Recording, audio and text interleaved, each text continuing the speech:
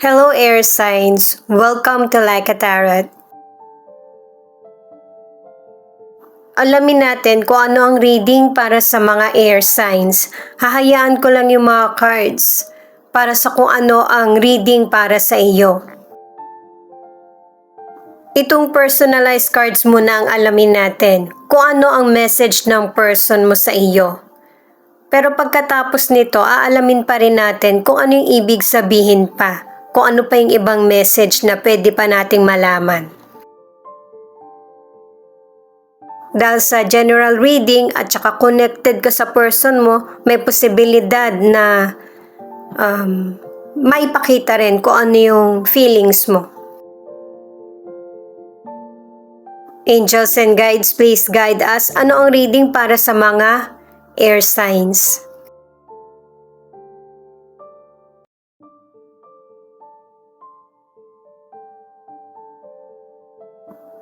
Ang unang card ay sacrifice. May posibilidad na pareho kayong nagsakripisyo sa relasyon. Ang tanong, sapat kaya? Hindi mo na siguro ako mapapatawad. At meron ng pagsisisi, panghihinayang. Give me space. Maybe ikaw na to na gusto mo ng space sa inyong dalawa. Hindi kaya alibay mo lang para lumayo.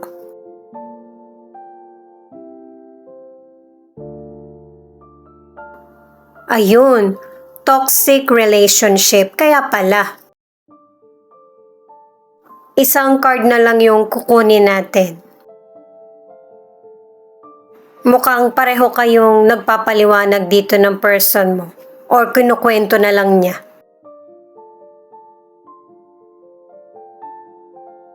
Pinakilig mo lang ako. Ang ilan kasi sa inyo nagkaroon kayo ng relasyon, yun nga lang hindi nagtagal. O kaya ang ilan sa inyo, munti ka na magkaroon ng relasyon, pero naudlot. Gamit naman ang iba pang cards, alamin natin kung ano pa yung masasabi patungkol sa person na ito. Kung ano ba yung nararamdaman niya pagkatapos ng pangyayari na ito, or maybe ipakita din yung feelings mo. Ikaw na lang bahalang tumukoy.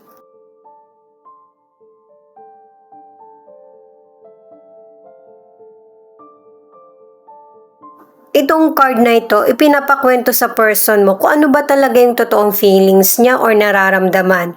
Pero base sa card na ito, may person na guilty. Alam ko ano yung damage na nagawa. Meron din person na nalito kung ano ba talaga yung connection yung dalawa.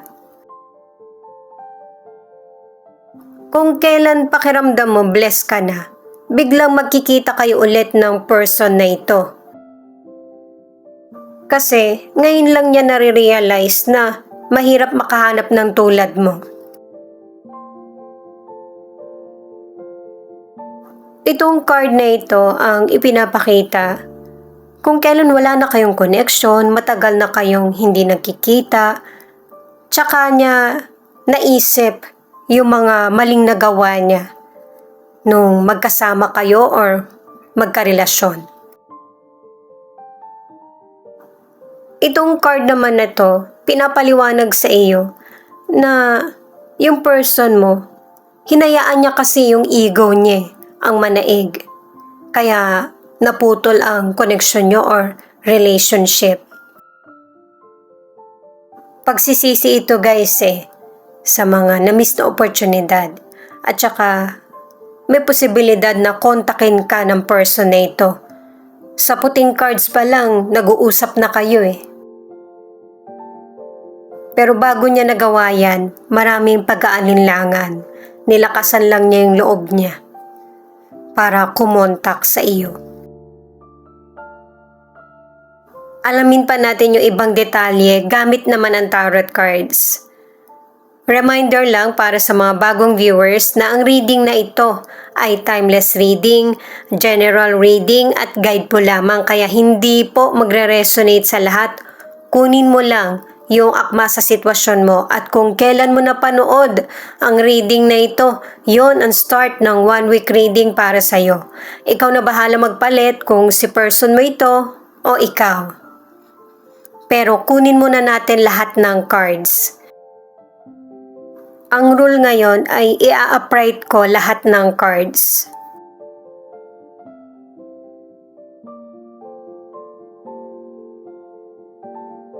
Aalamin ko rin mamaya yung patungkol sa career, financial at saka health. Unahin muna natin yung situation mo or situation nyo ng person mo. Unahin muna nating alamin kung ano yung bottom of the deck.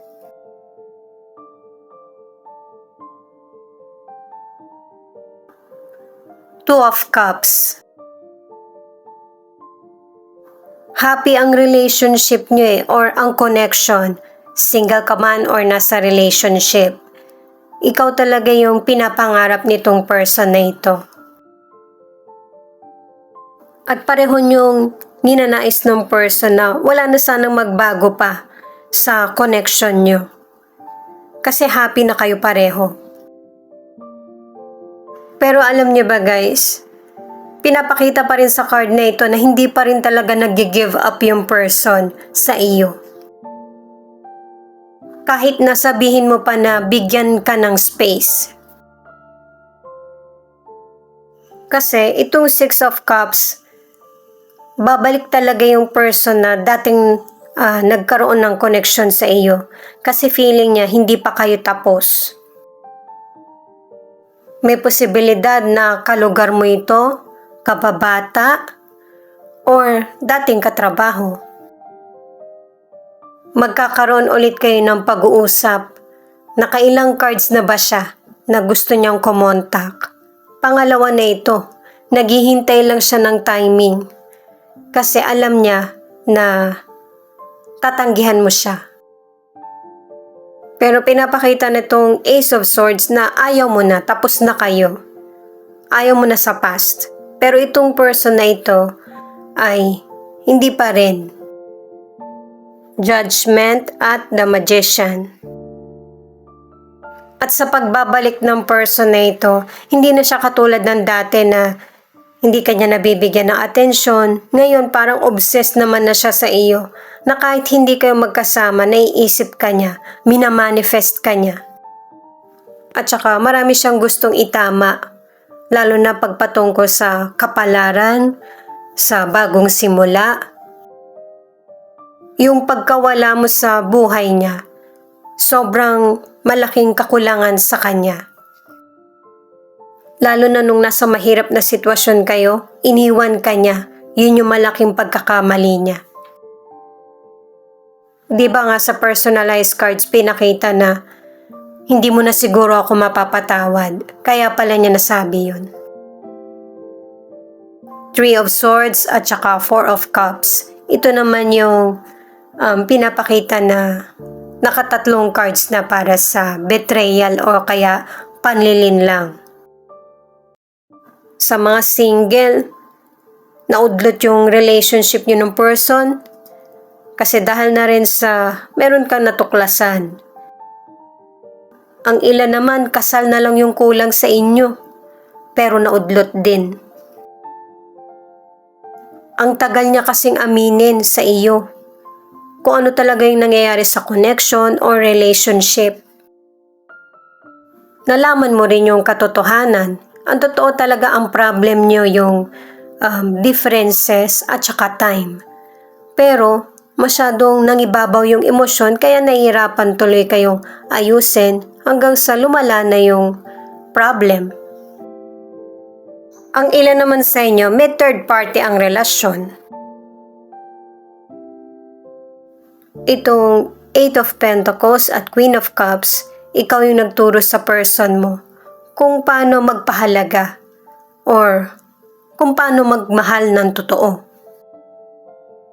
Kung hindi siya nakatikim ng kalupitan sa iyo, sa iba nakatikim siya.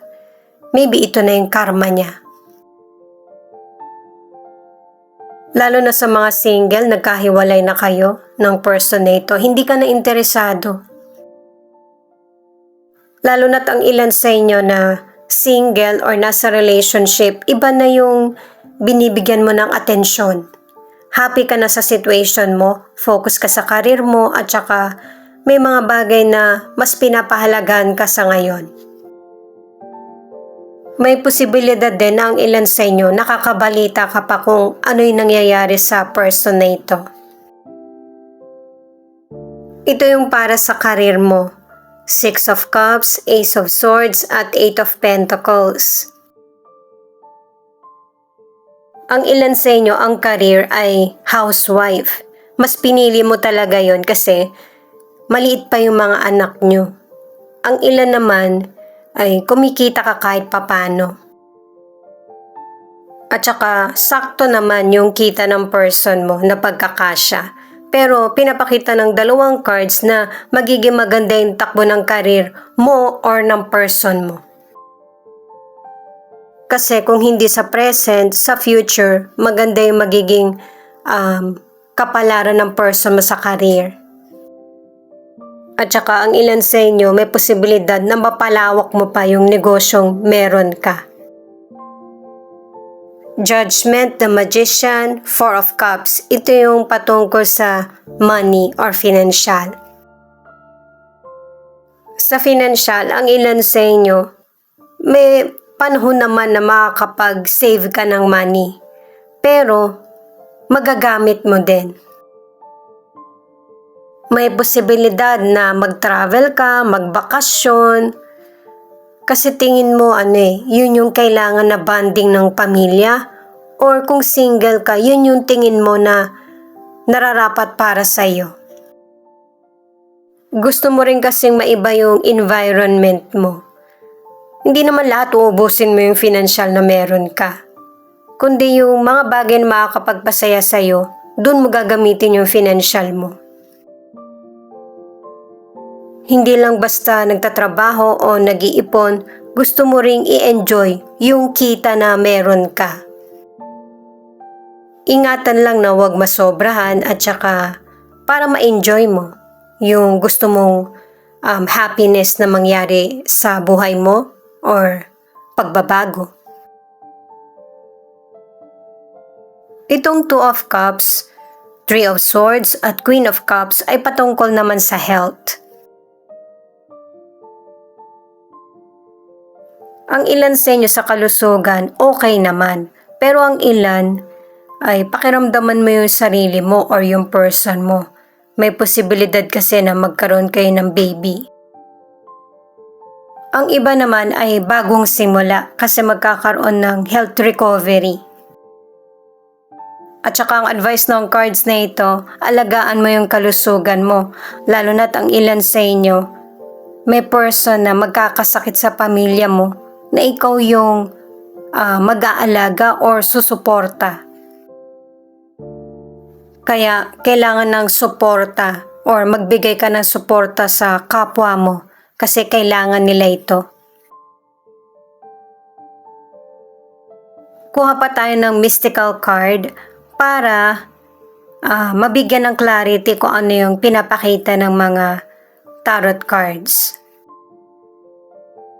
Ikaw na lang magpalit kung connected to sa iyo, itong reading na ito, single ka man or nasa relationship.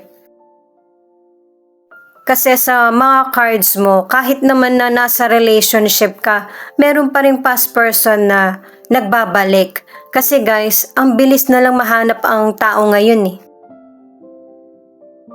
Maliban na lang kung pareho kita na hindi mahilig sa social media, yung nagpo-post ba, nag-update ng kung ano yung meron. Siya nga pala guys, marami pong salamat sa mga nag-like, share, comment, and subscribe. At pati na rin po sa mga nakikinig at nanonood. Saan man panig kayo ng mundo, ingat po kayo palagi. Kunin nga muna natin lahat para tuloy-tuloy tayo.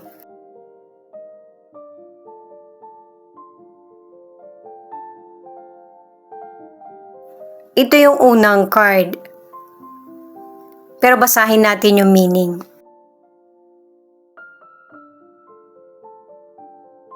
Single ka man or nasa relationship, huwag husgahan ang person. Hayaan mo rin siya na maipaliwanag yung side niya. At saka pang-apat na card na ito sa third party. At yung paglilihim ang makakadamage sa relasyon. Ang ibig sabihin ng card na ito, na kapag dumating na yung blessing sa buhay mo, doon mo lang maiintindihan kung bakit nangyari ang lahat.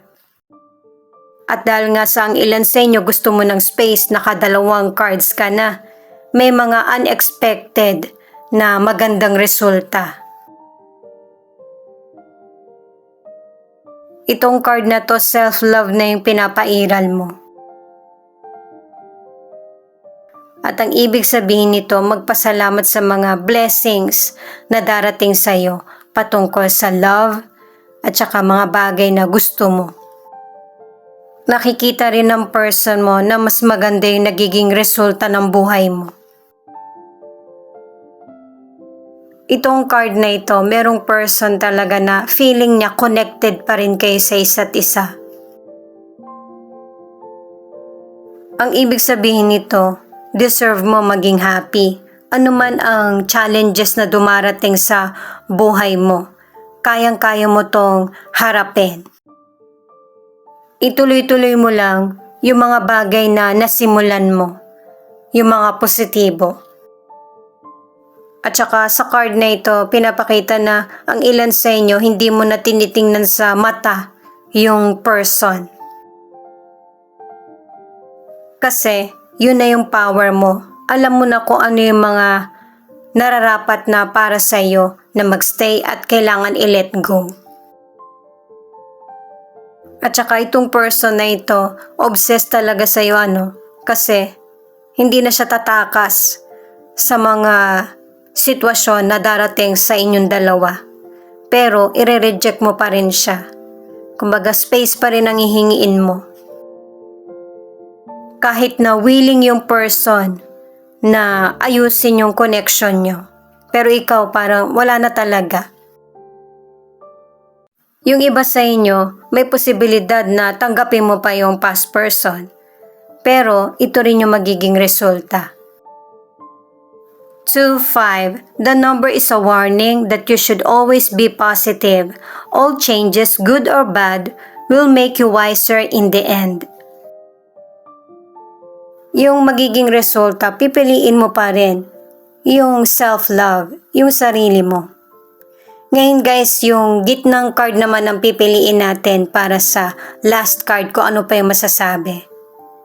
Ace of Wands. Ang ibig sabihin nito ay magkakaroon ng bagong simula na exciting at saka positibo sa buhay mo. May challenges man na darating, hindi ito makakaapekto sa magandang kapalaran mo.